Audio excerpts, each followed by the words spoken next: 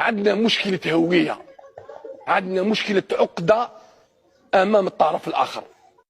نعاود نكررها، عندنا مشكلة هوية، عندنا مشكلة عقدة أمام الطرف الآخر. الصحفي الجزائري كمال مهدي يقول بصراحة: أزمة الهوية في الجزائر ليست مرتبطة فقط بكرة القدم، بل تشمل كل المجالات: الثقافة، الإعلام، السياسة، وحتى طريقة تفكير الشباب اليوم. نعيش حالة من التيه بين الانتماء العربي والإفريقي والمتوسطي والفرنكوفوني، ولا نعرف فعلياً من نحن وما الذي نريد تقديمه للعالم. في الرياضة نرى هذا بوضوح في طريقة اللعب والتسيير، وفي الثقافة هناك صراع بين الموروث الأصيل والتأثيرات الخارجية، وفي الإعلام خطاب متذبذب لا يحمل رؤية واضحة.